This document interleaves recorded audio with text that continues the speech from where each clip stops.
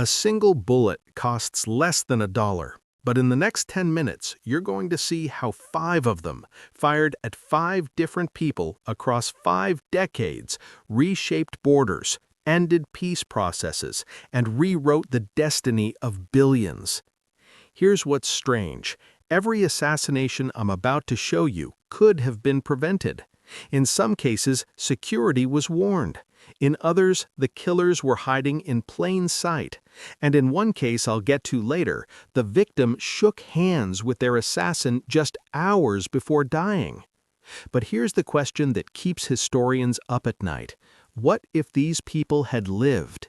What would the world look like today?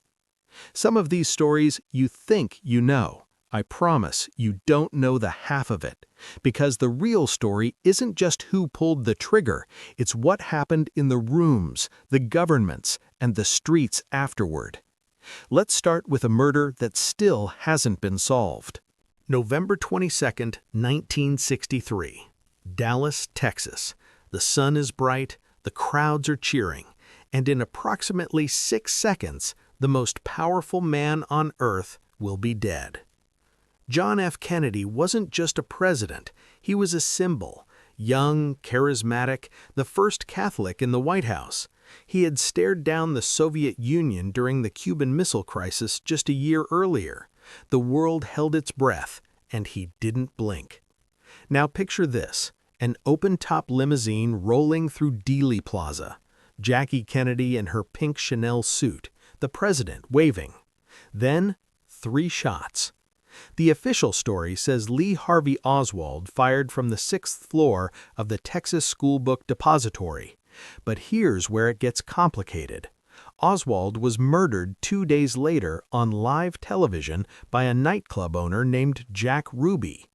Oswald never stood trial, he never testified, and the questions began multiplying. Was there a second shooter? Why did Ruby have access to the police basement?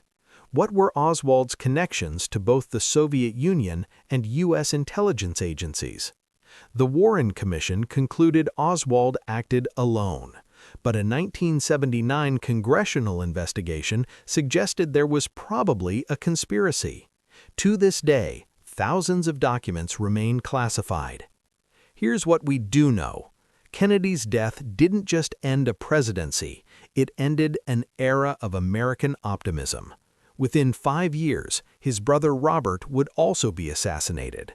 Vietnam would escalate, the country would fracture.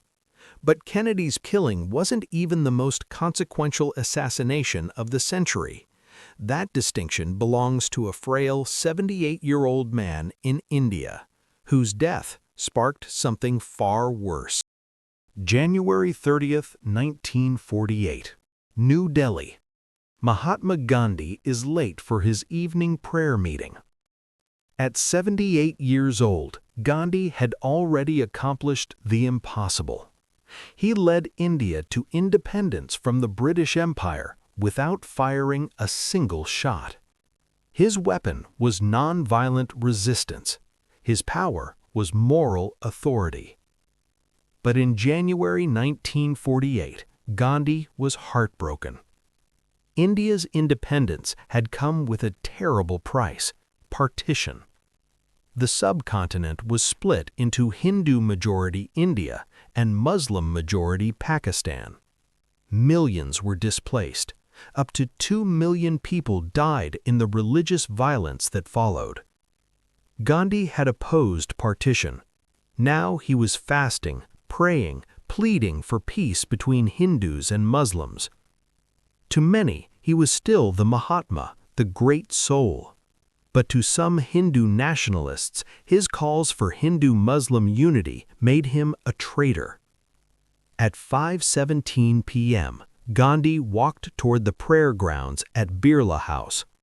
A crowd had gathered. Among them stood Nathuram Godse, a 37-year-old journalist and member of a Hindu nationalist organization.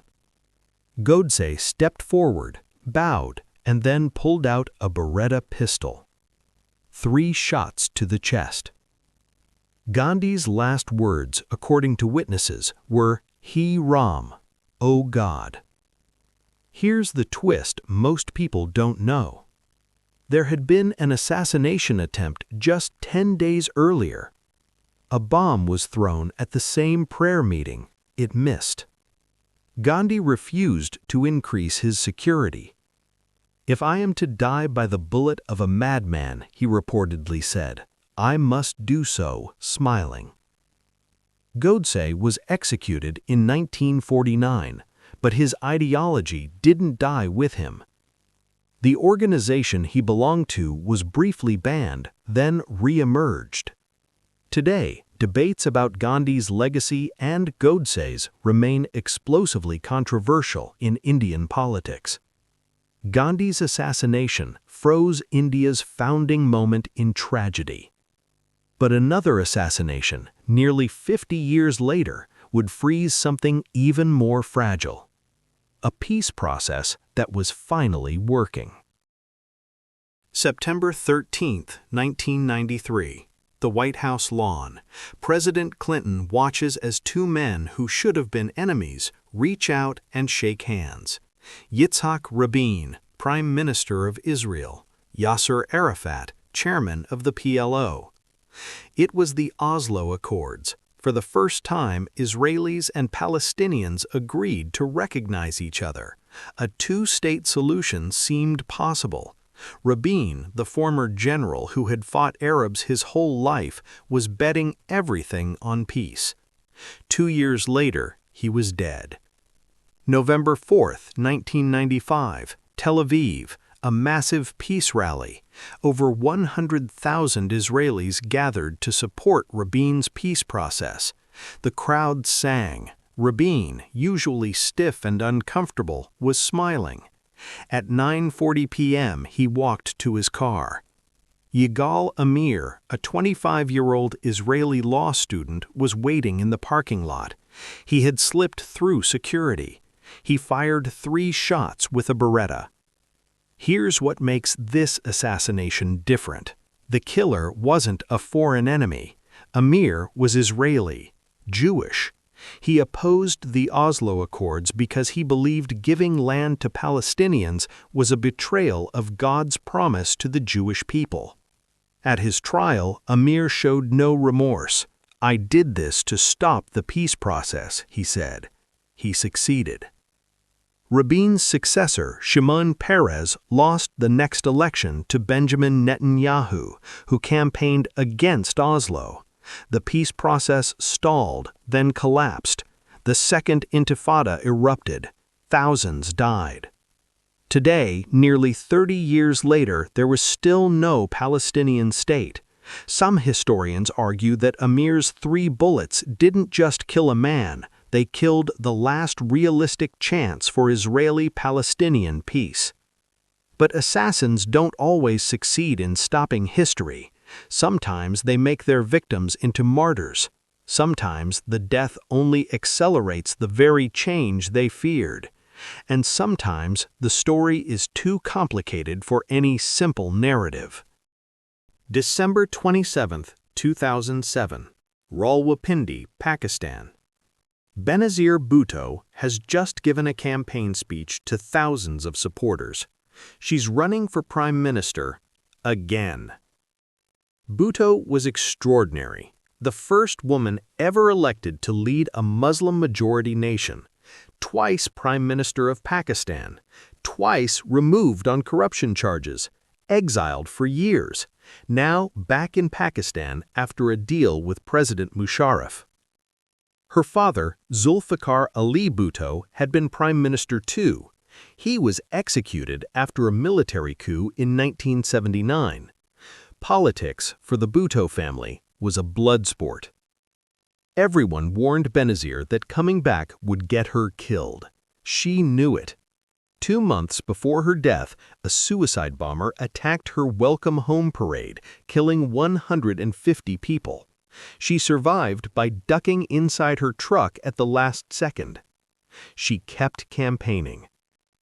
On December 27th, she finished her speech at Liaquat National Bagh, the same park where Pakistan's first prime minister was assassinated in 1951.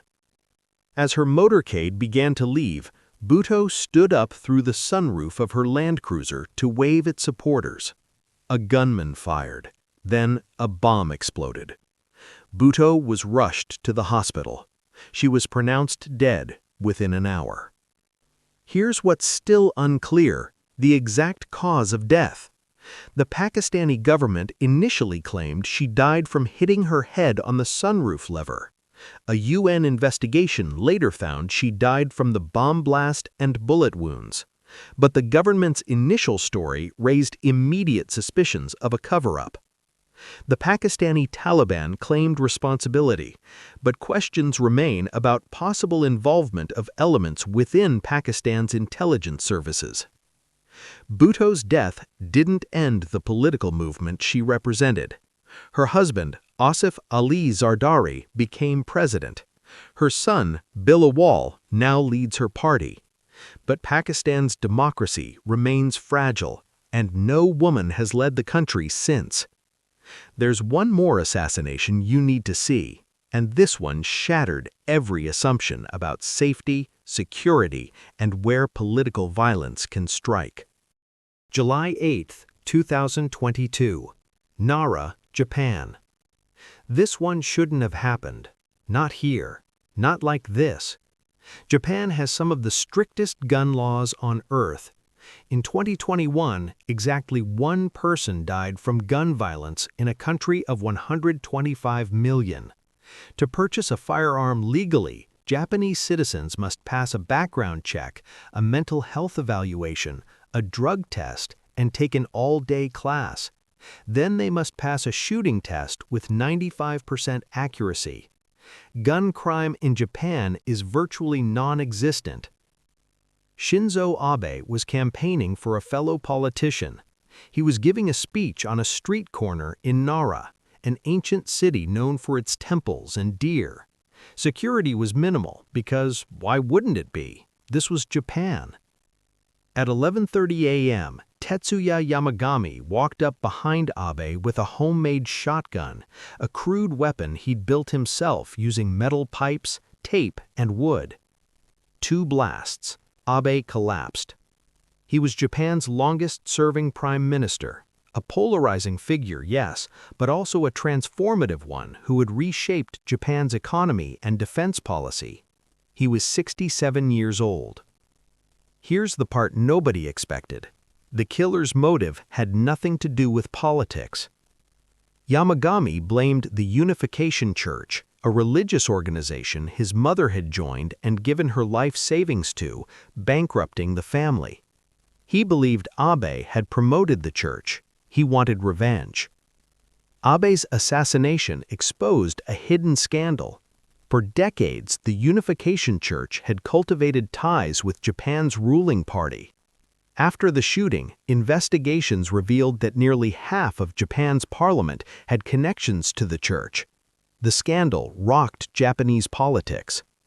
Abe's death, caused by a grievance that had nothing to do with his policies, ended up exposing something his policies never addressed. 5 assassinations, 5 different countries, 5 different decades. But look at the patterns. Every killer believed they were stopping something. Oswald, Godse, Amir, the Taliban, Yamagami, each thought a single act of violence would change history in their favor. They were all wrong, and they were all right. Kennedy's death created the conspiracy theory industry that still warps American politics. Gandhi's murder preserved his image as a saint of nonviolence. Rabin's assassination stopped a peace process that might have prevented decades of bloodshed. Bhutto became a martyr for Pakistani democracy. Abe's death exposed corruption that might have stayed hidden forever. Assassinations don't just kill people, they freeze moments. They turn complicated, flawed human beings into symbols. They let future generations fight over what the dead person would have wanted. And here's the darkest pattern. Almost all of these killings could have been prevented. Better security, heeded warnings, acknowledged threats. But the people who died had something in common too. They refused to hide. They kept walking into crowds, giving speeches, shaking hands. Maybe that's the final lesson. The leaders who change the world are the ones willing to die for it. And some of them do. If this video made you think differently about any of these events, let me know in the comments. History isn't just what happened, it's what we remember and what we forget. Subscribe if you want more stories like this. I'll see you in the next one.